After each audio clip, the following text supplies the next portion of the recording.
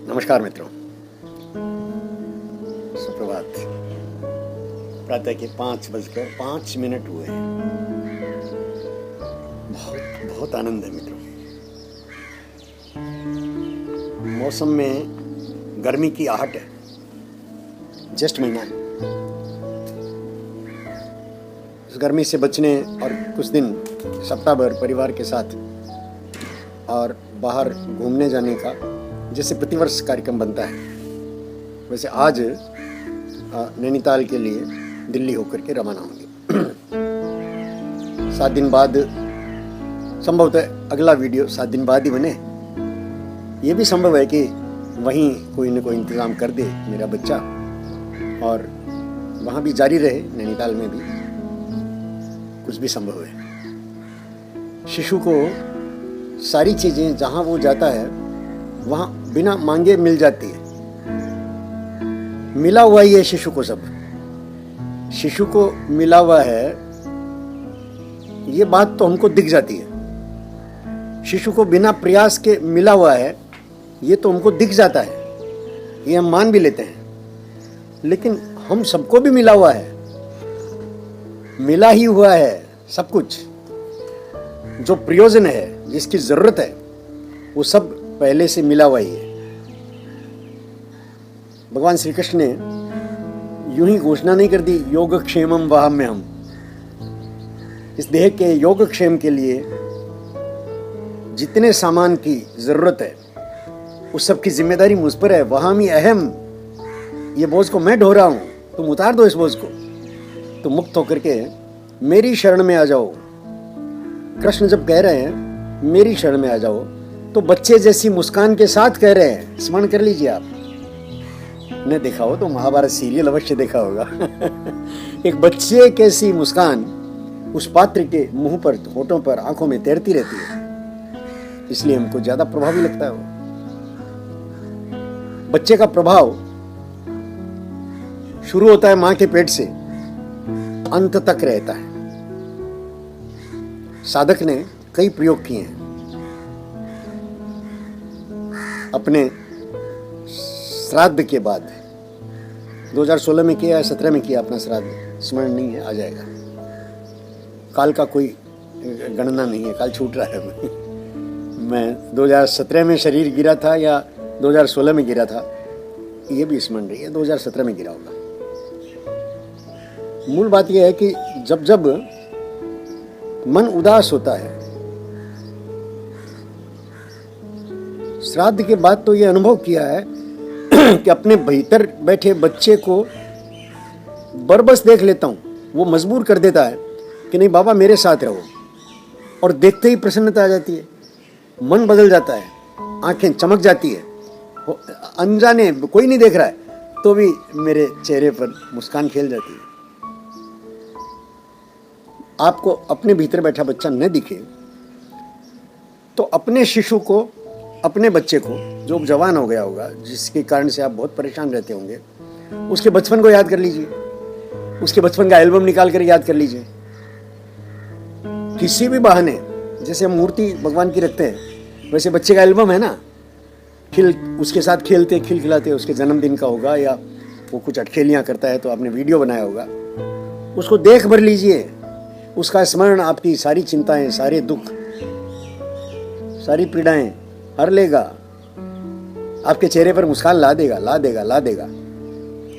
ये बच्चा होने की महिमा है। भगवान को याद करना अच्छा है, अच्छा है। पर हम चालाक हो गए ना, भगवान को हमने देखा नहीं, याद कैसे करेंगे? भगवान देख नहीं पाए, याद कैसे? बच्चा तो देखा है, और हम कह भी देते हैं कि बच्चा भगवान के सबसे निकट है। हम कह भी देते हैं, मानते नहीं है। मान ले मित्रों। प्रारंभ से मानना शुरू करेंगे तो सुखी सुखी रहेंगे। दुख में सब सिमरन करे, सुख में करे न कोय। जे सुख में सिमरन करे तो दुख काहे को होए। जे सुख में सुमिरन करे, सुख में सुमिरन करे मतलब जब बच्चा पेट में है तो आप सब प्रसन्नता है इस भाव से ही कि कोई नई संभावना जन्म लेने वाली है। जन्म तो उसने ले लिया है, माँ के पेट में पहली लात मारने के साथ में उसका जन्म हो गया। मैंने बताया था कि उसने वो जन्म का अपने मुहूर्त स्वयं तय करता है। वो जो तय करता है उसमें ग्रह नक्षत्रों की स्थितियाँ, उसके अपने कर्म, संचित कर्म, अभुक्त कर्म, जिनको काटने या जिनको भोगने के लिए वो देह स्वीकार कर रहा है और अभिव्यक्त होने के लिए देह स्वीकार कर रहा है। लेकिन एक और छुपा एजेंडा भी है उसका छुपा एजेंडा यह है कि मैं जिस घर में जाऊंगा उस घर के सारे कष्टों को, पीड़ाओं को हर लूंगा, मैं उनको मुस्कुराने के लिए बाध्य कर दूंगा। करना शुरू कर देता है वो। इतना प्रभाव बच्चे का अंत तक रहता है। जिस बच्चे से सबसे ज्यादा आपको अभी परेशानी है, चिंता है जिसके बारे में, अरे उसका बचपन याद कर लो, सारी चिंताएं मिट जाएगी। और आपके चेहरे पर मुस्कान आते ही वो जो जिसके कारण आप परेशान हैं, जो बच्चा बदमाश हो गया है, शराब पीने लग गया है, या वो काम करने लग गया जो आप नहीं चाहते, या वो काम नहीं करता जो आप चाहते हैं कि वो करे, कुछ भी हो सकता है। ऐसी स्थिति में उसके बचपन को स्मरण करके थोड़ा मुस्कुरा लें, देखिएगा वो खुद बदल जाएगा। और न हो तो उसको कह दें कि यार आज तेरे बचपन की वो घटना याद आई, मजा आ गया। साथ में अपना विष न मिलाएं, वर्तमान दुख को मिला के न दे दें कि यार अब तो तू बहुत बिगड़ गया है। उतना भर के यार तेरा स्मरण आया, और उस स्मृति के बहाने आप उसको वर्तमान में ले आइए बच्चे को। और इस अभ्यास से धीरे धीरे आपके भीतर बैठा बच्चा भी जाग ही जाएगा। हर व्यक्ति के भीतर बच्चा मरता नहीं है। बच्चे का भाव इतना प्रभावशाली है, बच्चा होने का भाव। हम इतने ज्यादा मोहित हैं क्योंकि हमारे पूरे जीवन देह यात्रा में सबसे बढ़िया काल जो है वो या तो अपना बचपन, अपना शैशव, या तो बच्चे के साथ बिताए हुए पल।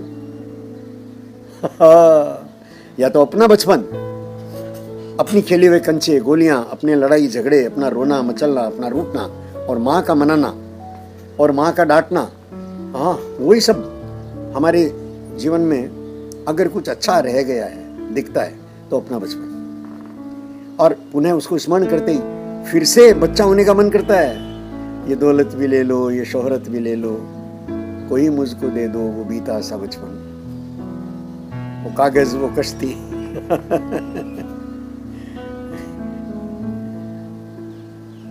वो वर्षा का पानी, कोई मुझसे ले लो मेरी जवानी। जवानी का मतलब ये जो हमने शिक्षा स्कूल में जाकर पाली है। ये जो स्कूल में जाकर हमने समझ लिया है कि सारी सुंदर लड़कियां हमारे भोग के लिए ही है। ये जो स्कूल कॉलेज में जाकर के हमने समझ लिया है कि पैसा कैसे लूटा जाता है कानून सम्मत तरीकों से।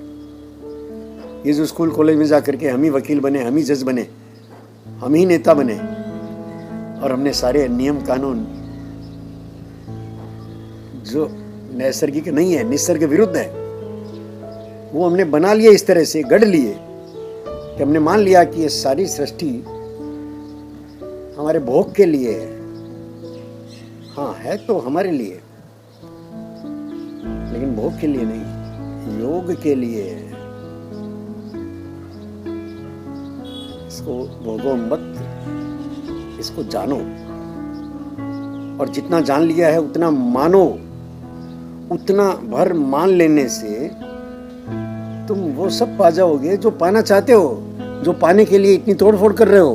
दुनिया में कोहराम मचा रखा है, धरती को हिला रखा है तुमने। न धरती छोड़ी, ना आकाश छोड़ा, ना समुद्र का पानी छोड़ा।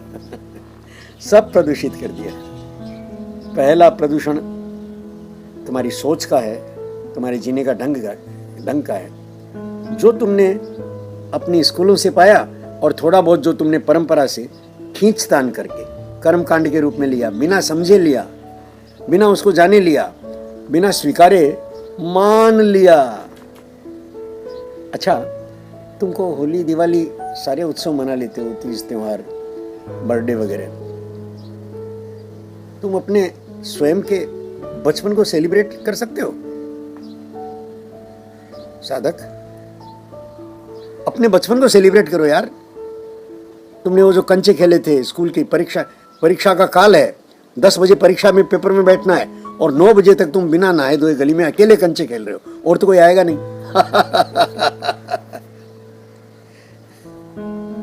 और उड़ती पतंग को लूटने के लिए भूख लगी है मन में, दादी जी बार बार आवाज दे रही है, लेकिन फिर भी वो पेंच लड़ा है, जब तक वो कटती नहीं तब तक तुम वो मांझा नहीं लूट सकते। और जब दादी जी जबरदस्ती करती हैं, छत पर आ जाती हैं, तो वो मांझे को तोड़ देती है। सामने वाला चिल्लाता रहता है, अरे मैं आपको बहुत मांझा दे दूंगा, मेरा पेट चल रहा है, और वो पतंग गई उधर। हाँ, ये सब किए हैं और फिर मार भी खाई है। हाँ, वो बचपन सेलिब्रेट कर लो। होली दिवाली छोटी पड़ जाएगी, ओढ़े हुए सारे के सारे फंक्शन, सारे सेलिब्रेशंस, जान निकल जाएगी उनकी। अरे न सही, चलो अपना बचपन नहीं आ जाता हो, मुश्किल है। इतनी पढ़ते हैं चढ़ा दी है ना स्कूल ने, कॉलेज ने, कि वो लगता है अव्यवहारिक, वो लगता है कि वो करना तो बचकाना सा काम होगा। अब बच्चे ही बने रहेंगे क्या? अपनी उम्र के अनुसार व्यवहार करेंगे। कह भी देते हैं लोग कि अपनी उम्र के अनुसार व्यवहार करो। और भीतर बैठे बच्चे को मारते रहो। भीतर बैठे बच्चे को पहले भी मारा, पहले भी अपने बच्चे को मार मार कर ही तो स्कूल भेजा। वो मारने का अभ्यास ऐसा हो गया कि अपने भीतर के बच्चे को भी मार कर सुला देते हैं, मार कर सुला देते हैं। अद्भुत लोग हैं।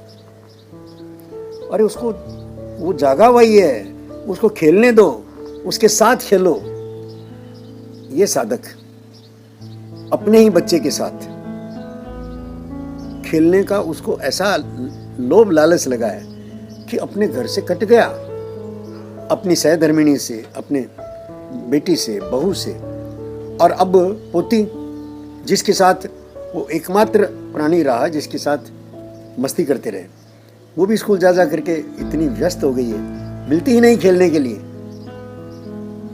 तो साधक अपने ही बच्चे के साथ, अपने भीतर का बच्चा जो इन फूलों को देख करके, जो इन गमलों को देख करके, इस छत की सुंदरता को देख करके, और सुंदर स्वयं बनाता है, जैसे बच्चा अपने खेल स्वयं बना लेता है, वैसे इस साधक ने, इस शिशु साधक ने सुबह से शाम तक अपने खेल स्वयं गढ़ रख रखे हैं। ये भी एक खेल है मित्रों।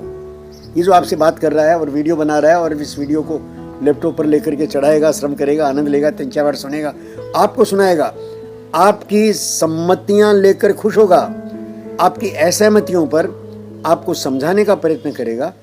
मित्र, असहमति का स्वागत है। बच्चा स्वीकार करता है ना पूरा। बच्चे को थप्पड़ मार दो तो भी स्वीकार करता है। आपकी असहमति किसी दूसरे को थप्पड़ लगेगी, पढ़े लिखे आदमी को, साधक को नहीं लगती। साधक मुस्कुरा कर कहता है, अरे भाई पता नहीं किस भ्रम में आकर के, तुमको दिखता नहीं है, मुझे दिखता है कि इतना ही सुंदर है ये संसार, इतनी सुंदरता फैली हुई है। बच्चे को स्मरण करो, अपने भीतर बैठे बच्चे को, या अपने बच्चे को जिसके साथ आपने बहुत अच्छे पल बिताए हैं, या आसपास ढूंढो यार, बच्चे बहुत हैं, उनको, उनके साथ खेलो। हाँ, जीवन खिल जाएगा, फिर से वो खुशियां आ जाएगी, तुम्हारे जीने का, तुम्हारे होने का ढंग बदल जाएगा। प्रणाम करता हूँ मित्रों, बनो ना, बच्चे को स्मरण करो ना।